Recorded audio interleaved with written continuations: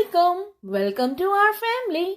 हम लफ्ज के इकसाम, कलमा और मोमिल के बारे में तो पहले बात कर चुके हैं। एक बामानी लफ्ज यानी जिसका मतलब समझ में आ जाए उसे कलमा कहा जाता है। पर क्या आप जानते हैं कि इसकी भी मजीद 3 इकसाम हैं? तो क्यों ना आज इनका जायजा लें। इस्म, फेल और हर्फ। कलमा की 3 इकसाम है।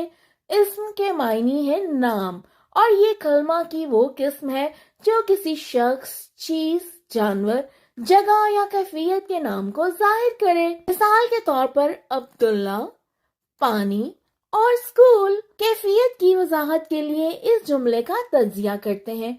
मोहब्बत दुश्मनी को दोस्ती में बदल देती है। इस जुमले में मोहब्बत, दुश्मनी और दोस्ती ऐसे अल्फाज हैं जो मुख्तलिफ कैफियत के नाम को जाहिर करते हैं। फेल के मायनी है काम, और ये कलमा की वो किस्म है जिससे किसी काम का करना या होना वक्त या जमाने के लिहाज से जाहिर हो। ऐसा लफ्ज फेल कहलाता है। फेल को समझने के लिए इन जुमलों पर गौर करें। अशर खाना खाता है, ईशल किताब पढ़ती है, हम मरी जाएंगे।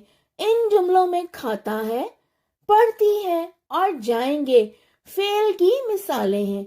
इन तमाम जुमलों में इस्तेमाल होने वाले अफ़आल का ताल्लुक वक्त या जमाने से है। हर्फ कलमा की वो किस्म है जो बजाते खुद ना तो इस्म है और ना ही फेल, बल्कि दूसरे कलमों जैसे इस्म को इस्म या इस्म को फेल के साथ मिलाने के लिए इस्तेमाल होता है, ताकि जुमले का सही मफहूम अदा हो सके और अल्फाज में रब्त और ताल्लुक पैदा हो। हर्फ को समझने के लिए दिए गए जुमलों को गौर से पढ़िए। वो काम पर जा रहा है, समन ने खाना पकाया, सैफ गाड़ी में बैठा है और मोहसिन गाड़ी का इंतजार कर रहा है। इन जुमलों में पर, का, में वगैरह ऐसे अल्फाज हैं जो कि ना तो अस्मा हैं और ना ही अफ़आल, बल्कि इनके बगैर जुमले का सही मतलब भी समझ में नहीं आता।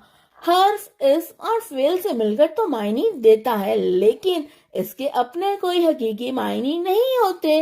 उर्दू में आमतौर पर इस्तेमाल होने वाले हरूफ ये हैं: से, में, खा, खी, को, पर, तक वगैरह। उम्मीद है कि अब आप कलमा के इकसाम से भी वाकिफ हो चुके हैं। इन इकसाम के बारे में मजीद जानने के लिए और सीखने सिखाने के इस सफर में हमारे साथ रहने के लिए इस वीडियो को शेयर और चैनल को सब्सक्राइब कीजिए। Happy learning. Thank you.